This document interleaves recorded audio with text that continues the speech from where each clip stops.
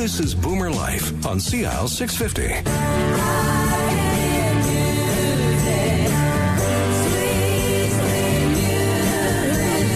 We are back on BoomerLife on CL 650. I'm George Gordon. Today we're talking about the dramatic effects of hearing loss and, more importantly, the solutions you will find with NexGen Hearing. In studio with us, NexGen's Dr. Ted Venema. Dr. Ted, let's talk about the different types of fitting and the methods that are used. What do you listen for mostly? Okay. Fitting methods, as we said at the end of the last segment, they're all the spinal cord of all fitting methods is called the half gain rule. In English, that means amplify by half the degree of your loss.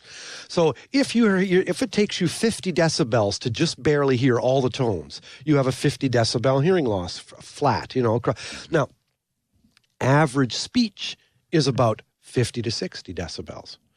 If your hearing loss is 50 decibels, if it takes you 50 dB to just barely hear a tone, I can't amplify incoming speech, which is 50 or 60 dB, by 50 dB, because 50 plus 50 is going to equal 100, and that's going to be too loud for you. So the rule that they came up with, gosh, it's over 40 years ago by now, is the half gain rule. But that applies to average inputs, like average conversational speech. My father can beat your father at checkers, yakety, yakety, yakety, yak. If I'm yelling, I've got to give you less than half. But if I'm speaking like a mouse or really soft, I've got to amplify by more than half. So think about it this way. Pretend you've got a 1 decibel sound. I mean, that's soft. I can amplify a 1 decibel sound by the full degree of your loss, because 1 plus your hearing loss of 50, let's say, is 51. No problem. I can amplify a 10 decibel sound by the full degree of your loss, because 10 and 50, let's say, if that's what your loss is, equals 60. No problemo. The problem comes in as the sound coming into your hearing aid keeps getting louder and louder. Then you have to start backing off. And it's that automatic backing off that's called compression. And that's the technology inside digital hearing aids today. And hearing aid fitting methods, this is interesting. Okay, we said their spinal cord is that half gain business, right? Mm-hmm. But they all have different philosophies. Some are like Buddhists, some are Christians, some are, whatever. You can have Protestants and Catholics. They have different, twists on it, okay? They'll believe in the half gain rule, but then they'll they'll bend off a little bit. They'll have a different spin on things. How so? Well, some will amplify the mid frequencies by a little bit more. Some will amplify the low frequencies by a little bit more. Some will put more emphasis on a different syllable. They'll amplify the trebles by a little bit more or less. So, and what's interesting is that the two most common fitting methods in the world, they didn't come from the U.S., they didn't come from soon-to-be Trump land, or what a zoo down there. What it is, where they come from is the two pinko commie countries on the globe, Canada and Australia. Interesting. Big, pink Commonwealth, British Commonwealth countries, equal in size. The most common one is down in Sydney. That one's called the NAL. National Acoustics Labs, from Sydney, Australia. And the other one came from London, Ontario, Canada. Western. Yeah, Western, where I used to teach at one time, called the Desired Sensation Level Fitting Method.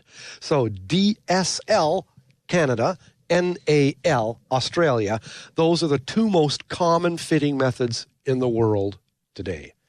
And they're both amplify mid-average sounds by about the same amount.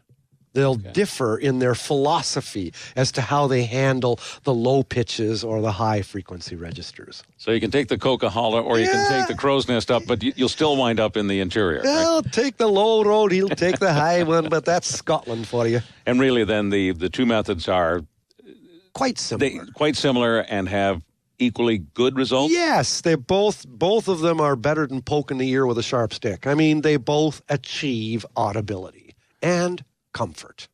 See, when a hearing aid has to make speech sounds audible, but it's also got to keep them comfortable. You know, there's the intellectual part, the head, and then there's the heart. You know, your mind and then your feelings. And the hearing aids have to.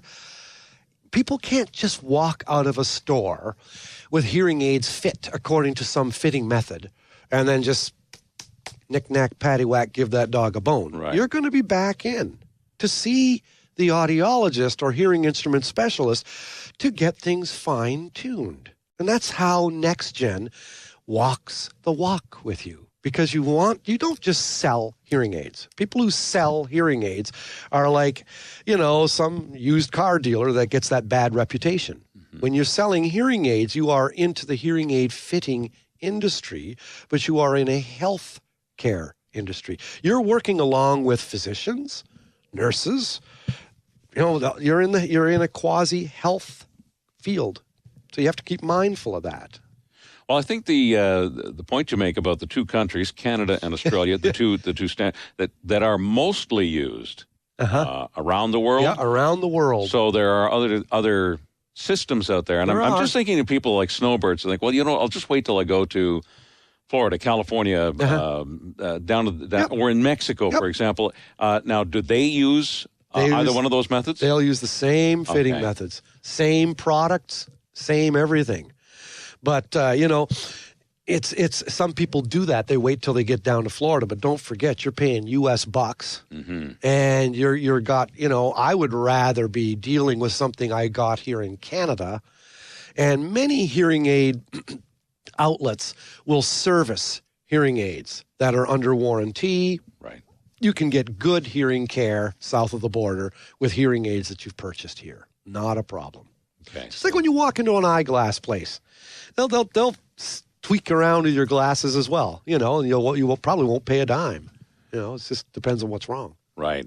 So you can pay them now. You can take the cheap way out if you think it's cheap, but it may not be. You got to figure out the exchange. You got to figure out if you're going to get them serviced. If you can back here in Canada, maybe so by the style or system, but not necessarily by the store itself, or that you would have to check all that. So, and sometimes hearing aids are also rented.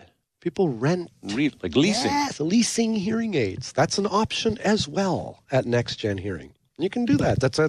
So they have tons of different. And hearing aids also come in.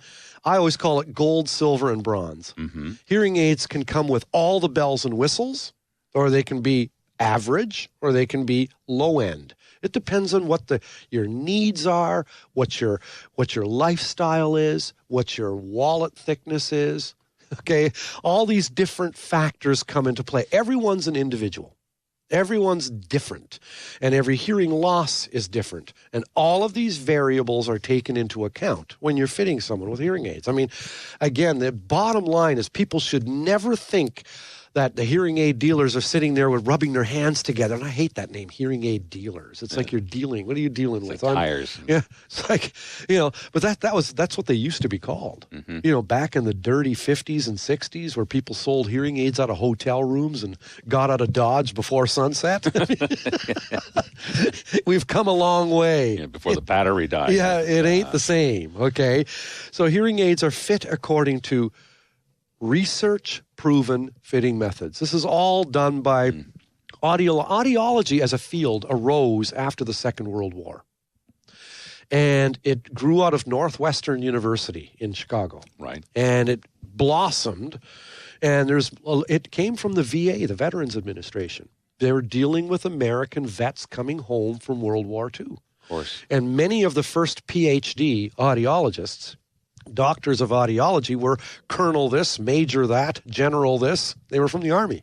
And it's and a lot of research goes into audiology. You know, when people graduate with an audiology degree in Canada, the minimal practice to be an audiologist is a master's degree in audiology, per se. People also, you've heard of optometrists, okay? You can also be an optician.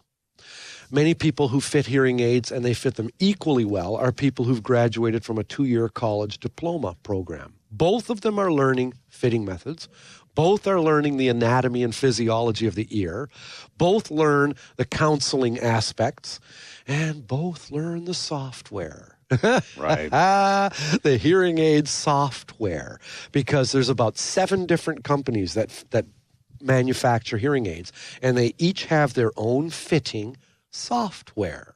And the fitting software has the fitting methods involved in them.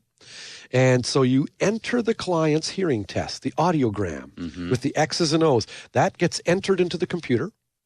And then the fitting method is applied so that you're giving that half gain rule business. And we talked about that.